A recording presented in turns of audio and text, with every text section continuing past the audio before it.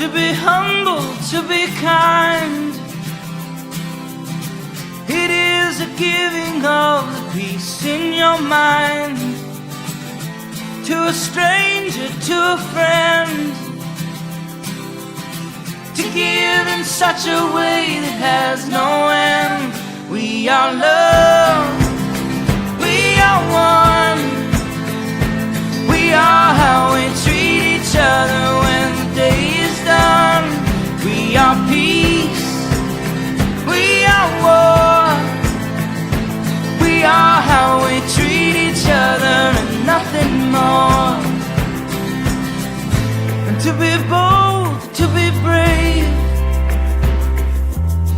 it is the thinking that the heart can still be saved. And the darkness can come quick, the danger's in the anger and in the hanging on to it. We are love, we are one, we are how we treat each other when the day is done. We are peace, we are war, we are how we treat each other, nothing more. And tell me what it is that you see, a world that's full of endless possibilities. And heroes don't look like they used to, they look like you do.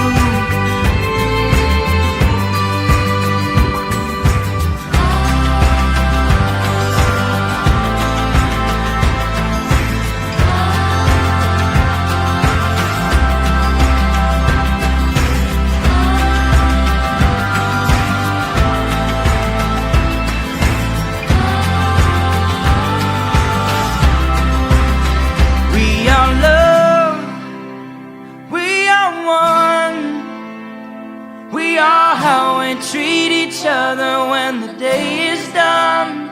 We are peace, we are war, we are how we treat each other, nothing more. We are how we treat each other, nothing more. We are how we treat each other.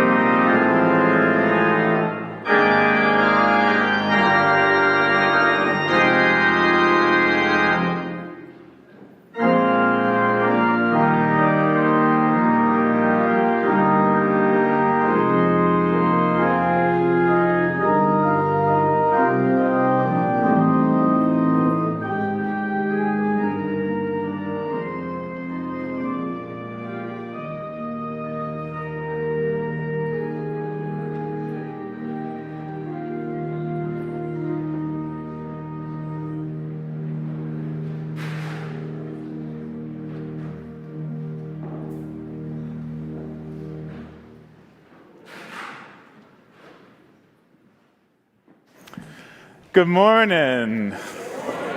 Good morning and welcome to the Unitarian Universalist Church of Berkeley, where we gather at the intersection of the arts, justice, and spirituality. I'm Reverend Marcus Leifert. I'm so glad to be with you this morning. We hope that if you're visiting with us, you'll feel welcome here, no matter who you are or how you make your living, no matter whom you love or how you experience the sacred. We hope that you'll feel welcome among us in the fullness of your being.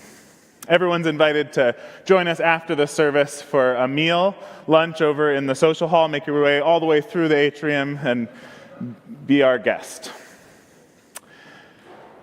There's a memory book and candles at a table at the back of the sanctuary. If there's something on your heart that you'd like read aloud during the service, you're always welcome to write it there, or simply light a candle for a silent memory or prayer.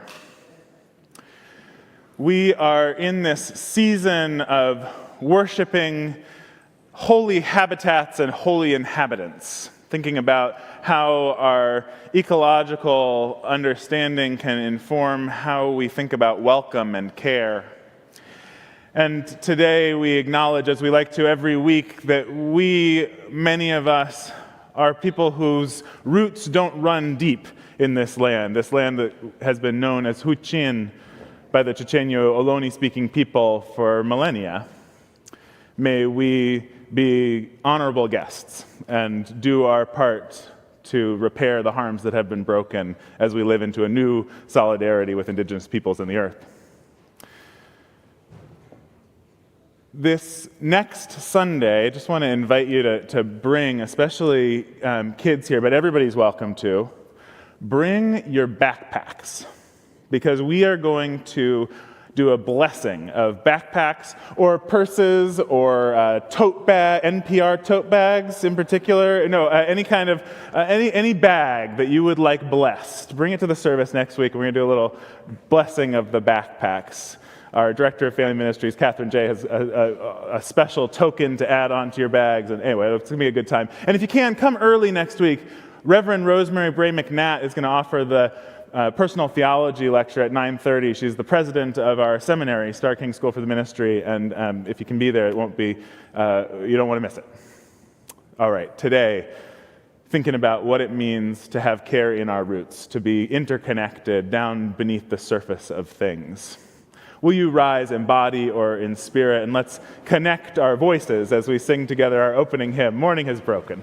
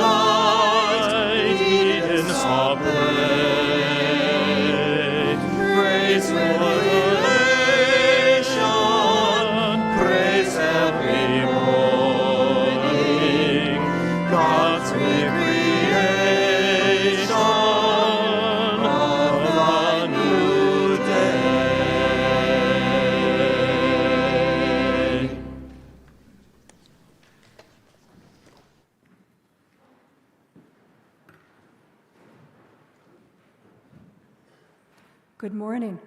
I'm Barbara Cullinane, Chair of the Pastoral Associates. I'd like to invite Luke, M., their mother Pierre, and their dad Mark to come up, please, and light the chalice for us this morning.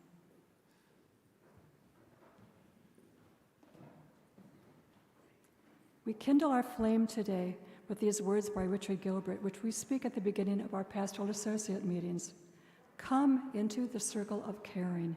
Come into the community of gentleness, of justice, and love. Come and you shall be refreshed. Let the healing power of these people penetrate you. Let loving kindness and joy pass through you. Let hope interfuse you, and peace be the law of your heart. In this human circle, caring is a calling. All of us are called.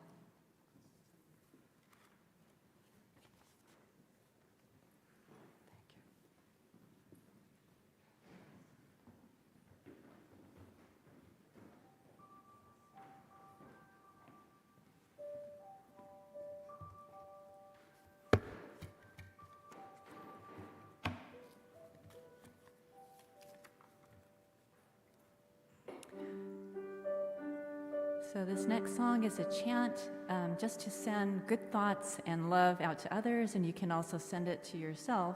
And I'll be playing the frame drum, which was traditionally played by women in ancient Mediterranean countries in religious ceremonies. So there's a long legacy of women playing the drum. And just follow along, you'll catch on.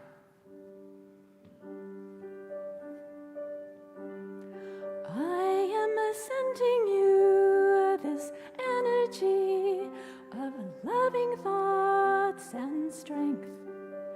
May you feel my spirit inside you. May you find the light to guide you. I am sending you this energy of loving thoughts and strength. May you feel my spirit inside you. May you find the light to guide you. I am sending you this energy of loving thoughts and strength. May you feel my spirit inside you. May you find the light to guide you.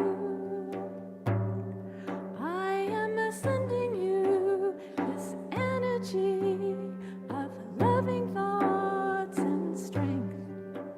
May you feel my spirit inside you. May you find the light to guide you. I am sending you this energy of loving thoughts and strength. May you feel my spirit inside you. May you find the light to guide you. I am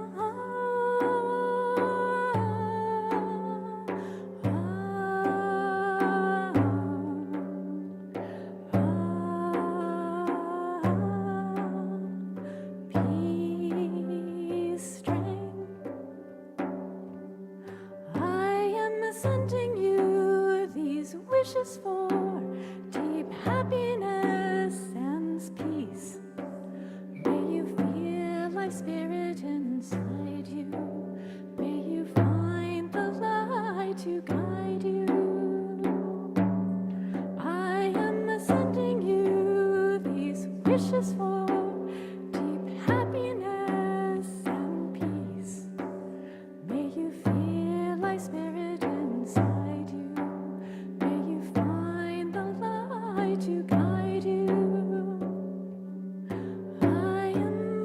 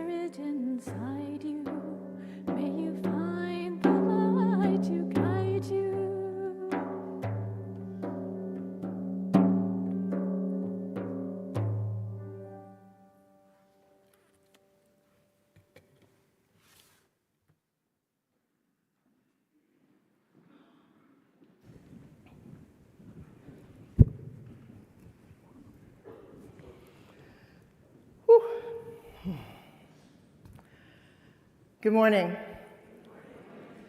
My story today is adapted from a story from Aboriginal Australia, and it's called The Great Spirit, which feels very appropriate right this moment. So, once upon a time, when the world was new, people got up very early in the morning. People are people. It wasn't easy to get up before the sun had even warmed the earth. But they got up because they wanted to hear the voice of the Great Spirit. They wanted to hear the voice speak of wisdom and love, and so they got up every morning to hear the voice. It wasn't easy. The Great Spirit, you could only hear the voice, and sometimes it was very soft, and people were sleepy. People are people. Eventually, some people didn't get up every single morning. They thought, other people can go and they will tell us what the Great Spirit said. People are people. More and more, the sun was shining, the hunting was good, there were children, they had their own dance and music, and fewer people got up before the sun to hear the voice of the Great Spirit. The Great Spirit grieved. And so the Great Spirit called the Great Spirit's servant and said, "Call all the people together one more time so that they can understand my message." And the Great Spirit's servant did, and all the people came. They all got up, and they came to a clearing around a great tree.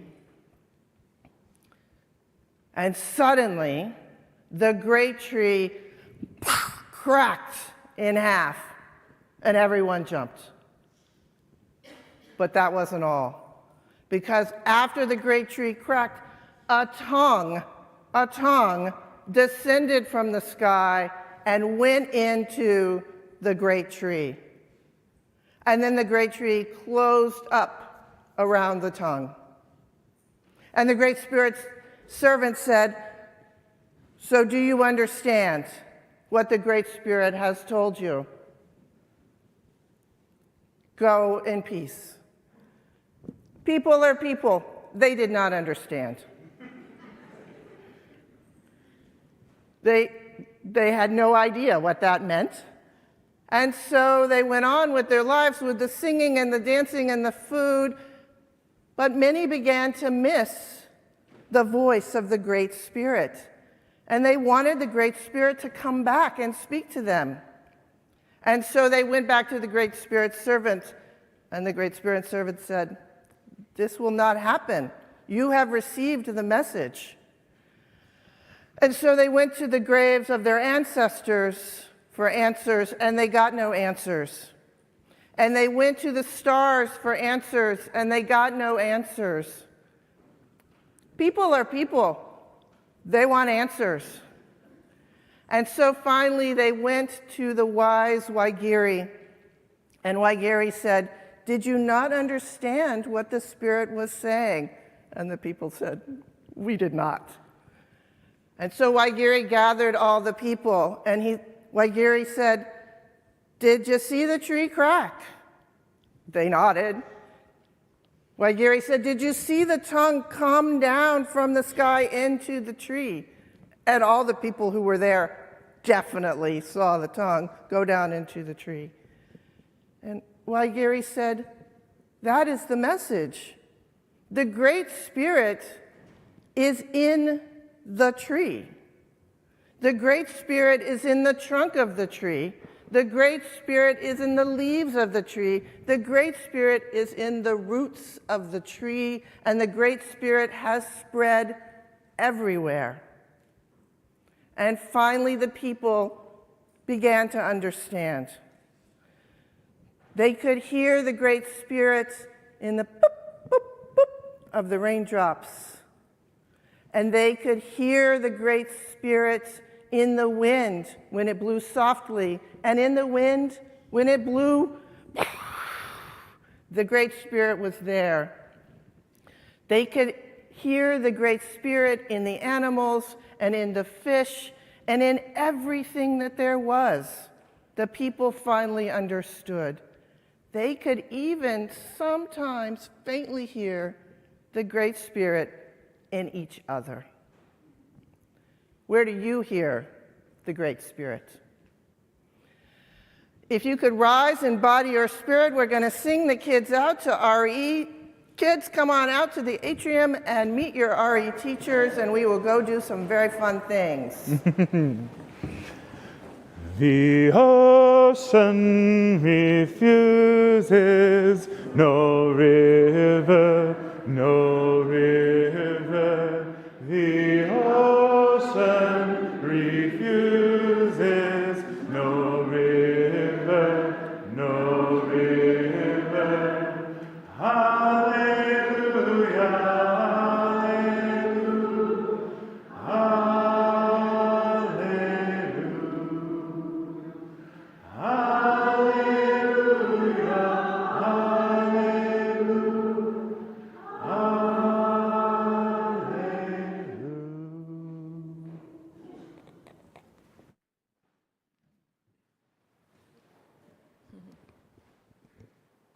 Good morning.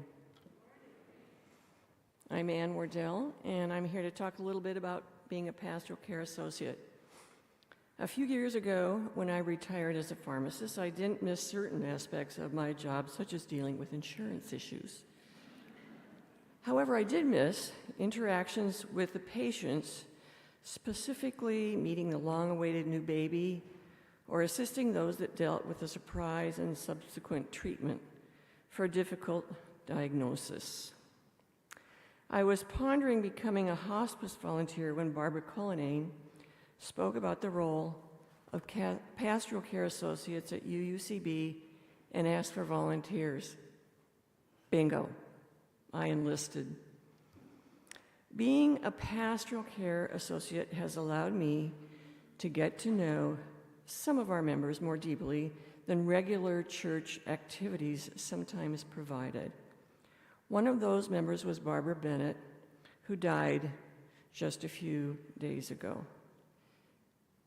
I just want to say, when you were with Barbara, she was a Barbara. She was not a Barb. She was a Barbara.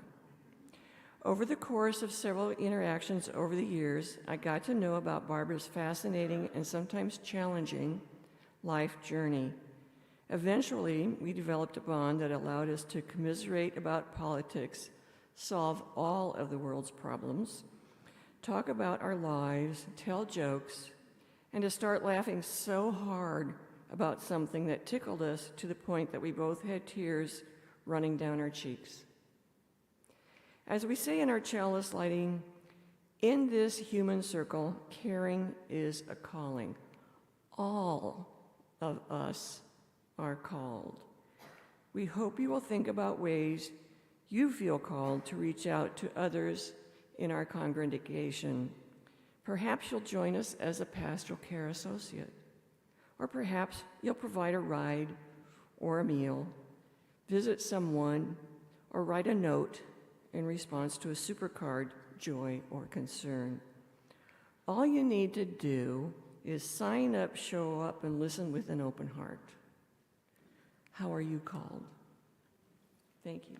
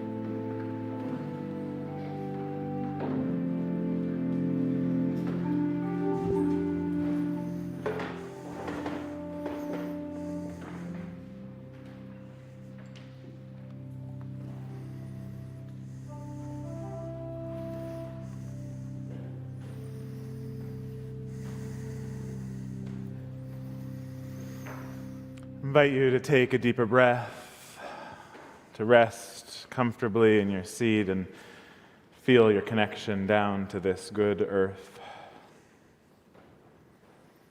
Feel your roots mingling with the roots of the trees outside, mingling with the mycorrhizal fungi, mingling with all the living things. The community I grew up in made a quilt of healing hands. At coffee hour, we each traced our hands on colorful fabric. A red plaid hand was stitched together with a mottled forest green hand. Between the one cut from a lemon print and an earthy brown. The healing hands quilt was passed around from home to home. It wrapped me the summer before I started middle school when I broke my arms and had surgery to remove my appendix. It was across the lap of a youth group friend as she recovered from leukemia. It draped a mentor's back when AIDS finally took his life. It lay across hospital beds and accompanied us through grief. It arrived to welcome newborns and envelop new parents in care. My mom held it in her hands when she was laid off and struggled to find her next job. Oh, how I wish everyone had such a quilt of healing hands.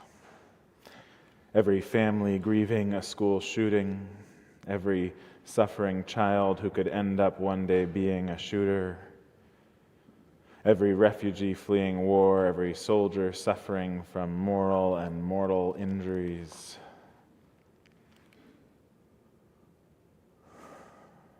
Spirit of life, you who shows up in human hands and in the simple stitched together art of community, wrap us in that love.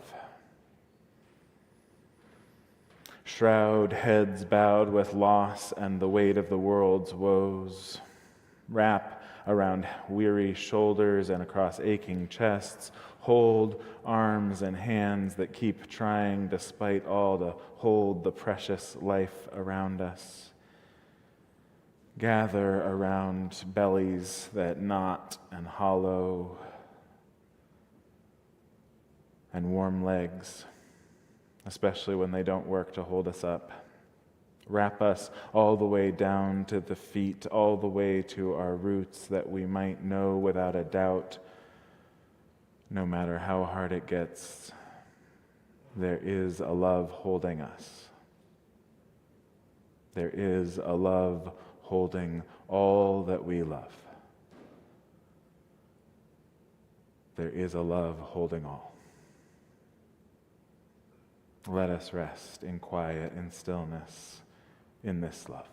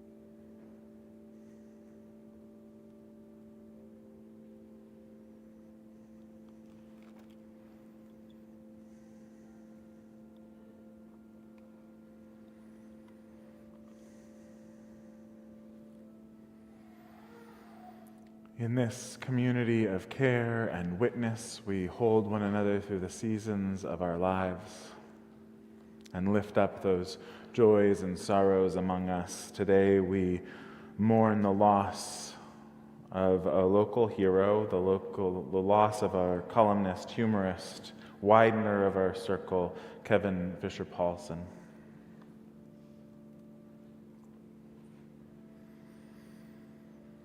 We offer thoughts and prayers out to the family of Barbara Bennett, lifelong UU and long-term member of this church who departed this life last week. You're sorely missed.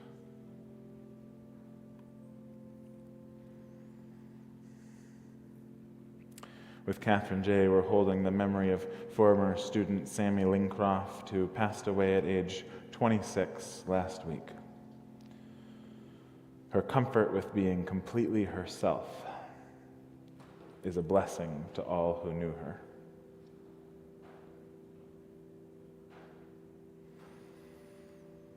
And someone shares, we are remembering Papa Willie, our beloved godfather who passed away in July. May he have safe passage on his way, and may his soul be forever free, ever embraced by the mystery and the beauty of the universe.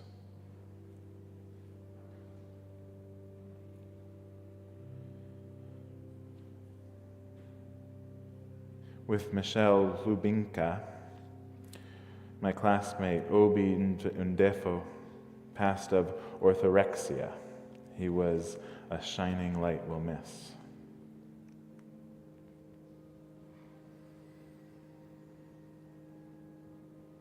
With Catherine Hanway, we send thoughts. Richard's father remains in hospice in Florida. Richard will be spending 3 weeks with him beginning next week, a difficult time. Please send him good wishes. And with Julia Rogers, please pray for my friend Kenise, who has advanced breast cancer.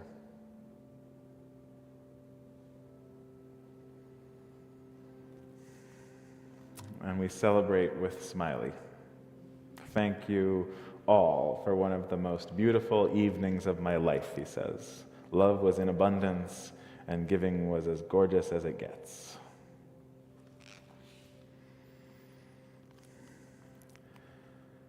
With Wynn, we celebrate welcoming inner peace and joy.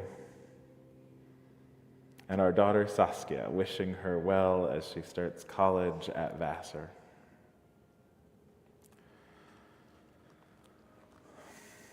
For all these names we've spoken aloud, for all that yet remains in the silent sanctuaries of our hearts, may we know that what each of us holds in this space is held in the loving embrace of our community, and by a deeper, wider love beyond all naming, a love that cannot let us go. May it be so, and amen. Let's sing, seated as we are, Spirit of Life.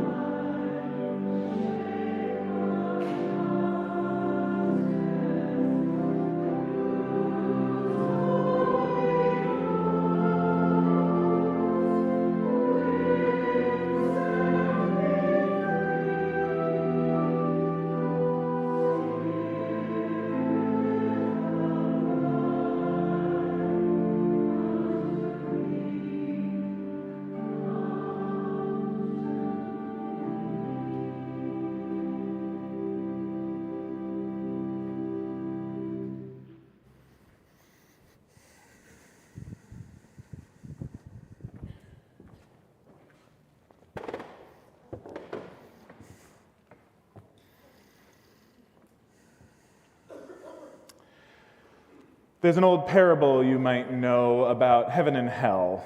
It begins in hell, where at a long banquet table a feast is laid, a feast beyond all dreaming. The most delicious foods you can imagine are there. Around all the table are the citizens, the denizens of this terrible place who have long spoons attached to their hands. Spoons so long that no matter how hard they try, they cannot reach their own mouths to feed themselves of this delicious feast before them.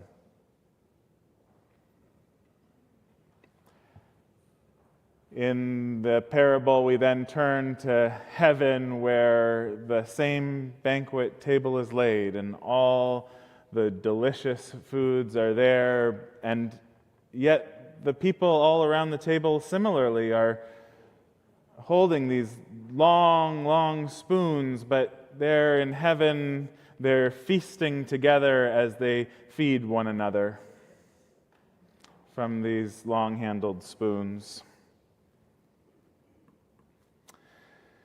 We're this worldly religion, but I think these images of heaven and hell, they do and have probably always spoken more to this life, these states of being, states of consciousness and relating that we all find ourselves in, right? You know what it feels like to be that person who's trying to feed yourself without a spoon that you can use. And you know what it's like to be fed, to serve others. Okay, I usually try and avoid this kind of blatant promotion of television, but I have to tell you about one of my models for ministry. Most of you, I'm sure, are familiar with him at this point, Ted Lasso. The indomitable, optimistic buffoon who leaves his American football coaching job. For the uninitiated, he's a football coach, and he goes to the UK where he's going to coach soccer, right, football. And he doesn't like tea, and he doesn't know anything about soccer, but he manages to make magic happen amongst the team he's coaching through a determined stance of sticking to his principles. But all that's besides the point. The point is that Coach Beard, his strong and silent, gruff philosopher sidekick, is kicking back in a chair one practice, reading The Hidden Life of Trees. And when a colleague complains about not getting enough credit for his ideas, Coach Beard offers the slightly oblique response, you know, we used to believe that trees competed with each other for light, but Suzanne Simard's fieldwork challenged that perception, and we now realize the forest is a socialist community. Trees work in harmony to share the sunlight. Some of you will remember last year we started the year of worship thinking about a metaphor of our theological house. And we were talking about each different part of the house represented a different aspect of systematic theology, and the foundation was that theological anthropology, or what is human nature and how does it relate to the ground of being, or however we might name God. And we are inheritors of a lot of different visions, ideas of that theological anthropology, different ideas about what is human nature. Many of us are steeped in the idea of a survival of the fittest notion of the root nature of things. Competition that leads to consumerism. We become, in the language of our newspapers, consumers rather than human beings first in this view of human nature. It focuses on resource scarcity. It understands relationships to be driven by the needs of individual organisms, individual tribes, of individual species to outcompete for the ability to survive and reproduce. And our own Unitarian ancestor, Charles Darwin, might be inadvertently, I think, responsible for some of this idea of this survival of the fittest worldview. But there's a different understanding that we're coming to ground ourselves in, a different theological anthropology that says, no, the nature of things, the nature of life in its roots is a cooperative endeavor. And Suzanne Simard, she is a tree scientist in British Columbia and has spent her professional life understanding just how the root systems of trees cooperate with one another, the way the mycorrhizal fungi help to facilitate the transfer of nutrients between not only trees of the same species, but even sometimes trees of different species, exchanging particular minerals for carbohydrates under the soil in order to maximize everyone's potential for growth. When seen from a wide enough lens, the basic orientation of an ecosystem is not competition but cooperation. The variation in kinds of trees of an old-growth forest, not to mention the myriad plants of the understory, fungi and creatures, they serve to maximize the shared goal of turning as much sunlight as possible into usable energy. Nothing's wasted. Everything used in tandem to most efficiently benefit all. And I know that anytime we try and describe reality with one of these frameworks, the framework is too thin for actual reality. It's always more complicated. But it is a more accurate way of talking about things than that thinner version of survival of the fittest. That competition, the death, the dog-eat-dog world, it's part of it, but it's a part of this deeper understanding of a symbiotic mutuality. I was thinking about this when our board retreat yesterday met, and one of our board members mentioned when we started sharing the offering plate, there was skepticism. Would it really work to split the collection that we generously give every Sunday with neighboring organizations? Would there be enough? This source of funding to keep the church afloat, would it be okay to give half of it away? These many years later, it's become a point of pride, a part of what makes us who we are and the resiliency that we have through our interconnection, through our mingling of roots with other organizations in our community. It turns out that far from the view of a scarcity mentality, there is more than enough to share, and that we are enriched by the sharing. And I really think this is what it means to be a congregation, to grow our roots in such a way that we foster that kind of mutual dependency. Pastoral care is not some magical thing I've got as the minister, like the great spirit that needs to be met before dawn. Pastoral care is everywhere, coming from everything in the entire world, entire universe, connecting with each other. It's not, and I think this is what, because we're so steeped in these other ideas of human nature, this survival of the fittest that turns into consumers, we can start to think pastoral care might be a service that the church provides. that we have a pastoral associates or minister who are there to offer this service to our members who are the consumers, right? We're just so steeped in this way of thinking, but instead it's actually the spiritual practice every single one of us is called to, an essential function of what it means to be a healthy church ecosystem.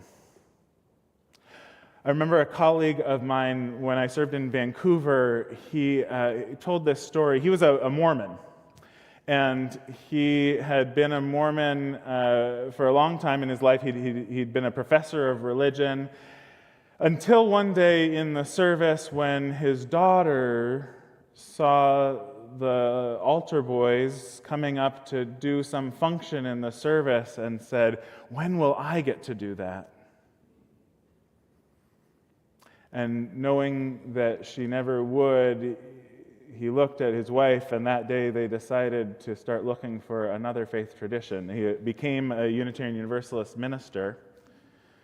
But he carried with him this knowing, this deep knowing from his experience in the Mormon church of what it meant to really intermingle roots and take care of each other, to show up in each other's lives day in and day out, and help to provide for the practical needs of daily life.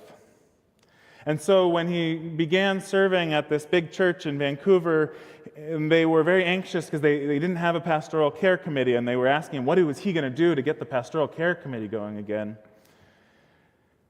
And the story that was told to me is that he got up and preached a sermon and said, "You are all the pastoral care committee.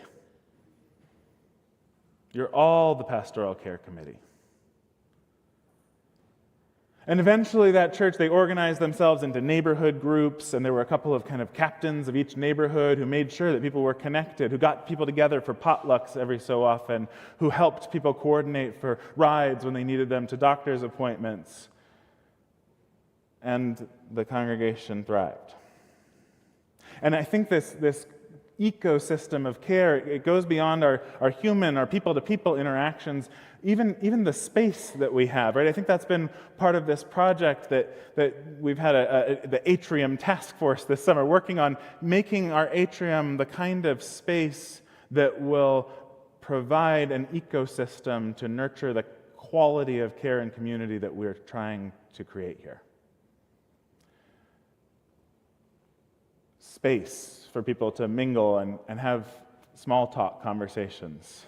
The kind of small talk that Wendell Berry says he was never any good at and then realized was a foundation of community. The small talk that functions like those mycorrhizal fungi, keeping us informed and trusting one another so that when real needs arise, we can show up for them. Space so that we can see out along the view and connect to the natural world that feeds and sustains our spirits. The whole thing made me think of another church I served where I was walking around the halls, and a longtime member of the church, we were commiserating together about the state of general disrepair and clutter, stuff. Churches are just magnets for stuff. We were commiserating, and we were talking about how the church had never had a capital campaign to update and take care of its building. It was in need of some real care. And then he looked at me and he wryly smiled and said, it's almost as if, looking around at all the gray hairs in the building, it's almost as if we timed it so the whole thing would fall apart just about when we all die.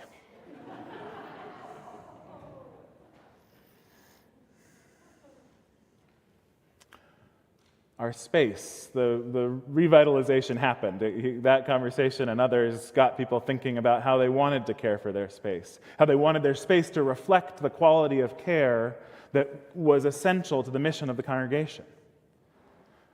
That we are fed by and nourished by the space we inhabit. This mutuality of care, it is the essential function of a congregation. healing, Wendell Berry says, is impossible in loneliness. It's the opposite of loneliness. Conviviality is healing. To be healed, we must come with all the other creatures to the feast of creation.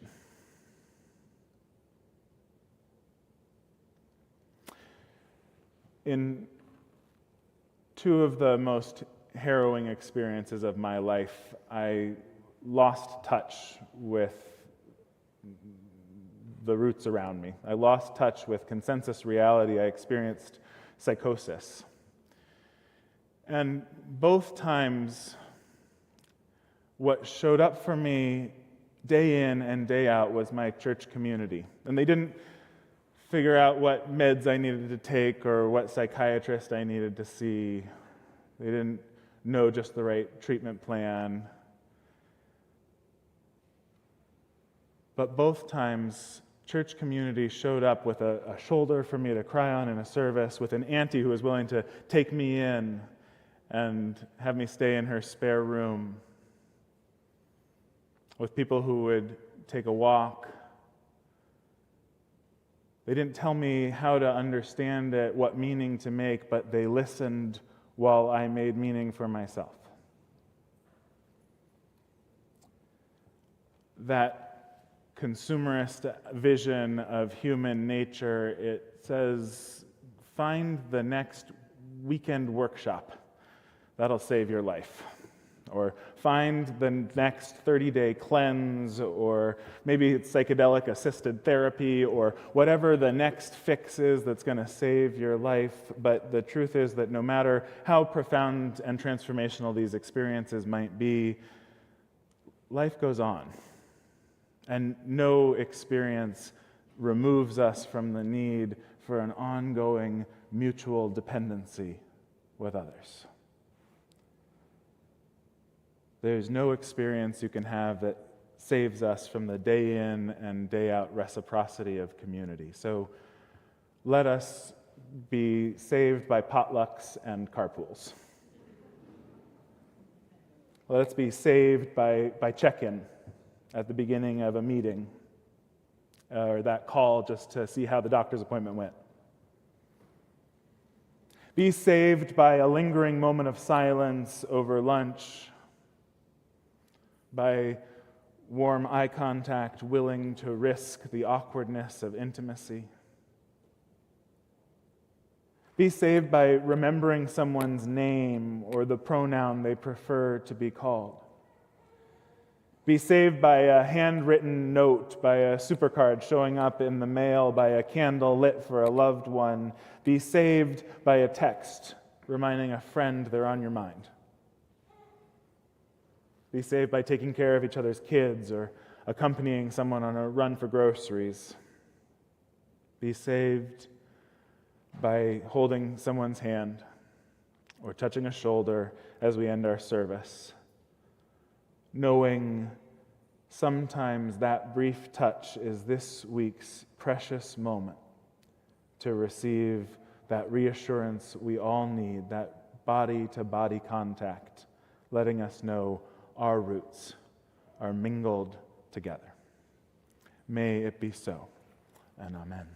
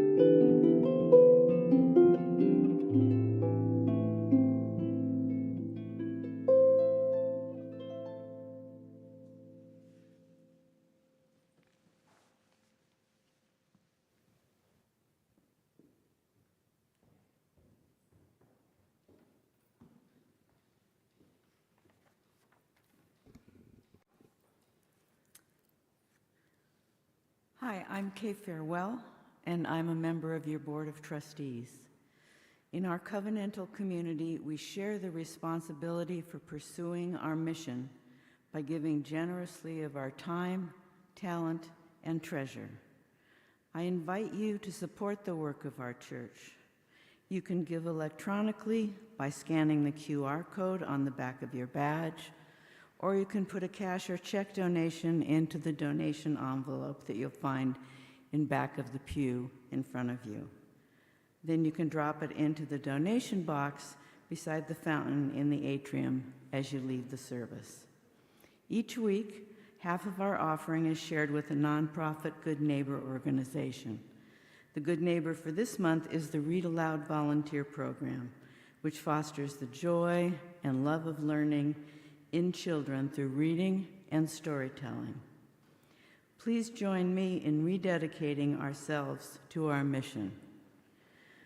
We dedicate our offering and ourselves to the mission of this congregation to create loving community, inspire spiritual growth, and encourage lives of integrity, joy, and service.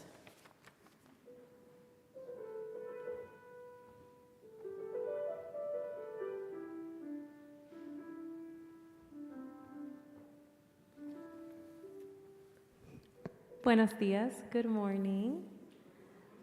My name is Charis Tomador, I'm your Connections Coordinator. If you're new to our church and you'd like to learn more about how to get connected, I invite you to meet me at our newcomer Q&A today after the service in the fireside room. You're welcome to grab lunch and bring it in there, or we'll have lunch ready for you there. This week, I want to especially lift up the following events. We have today at 3 p.m. an organ recital by local organist John Pavick, who will perform 12 pieces for organ. It's free to attend. At 4:30, we invite you to our Get Out the Vote postcard writing party to send to voters in vote suppression states to ensure they can exercise their right to vote. Over the next 2 Sundays, September 15th and 22nd, we will offer the first Pathway to Connection membership class of this church year. This 2-session class will cover the history of our faith, of our church, and what it means to be a member of UUCB. And on September 20th, Roy Zimmerman comes back to UUCB. Come hear his heartfelt and hilarious songs about the social justice battles yet to be won. Now rise and body your spirit for our final closing song.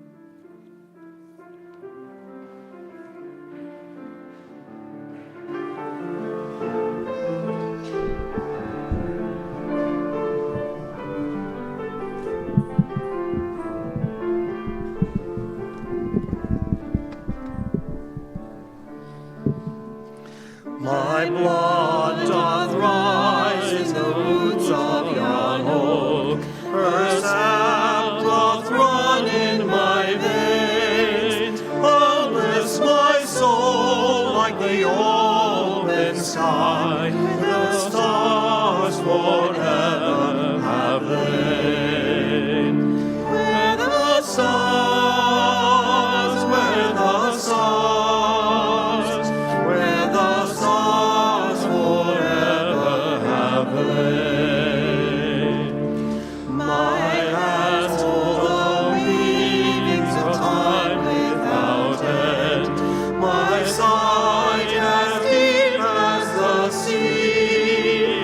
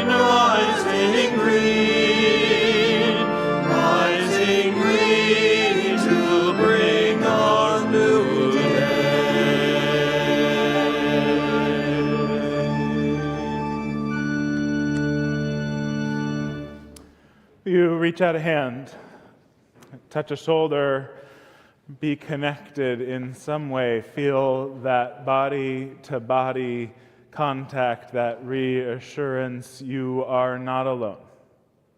Our roots run deeper together than we know.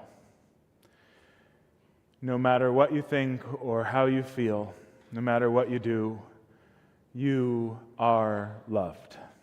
May it be so, and amen.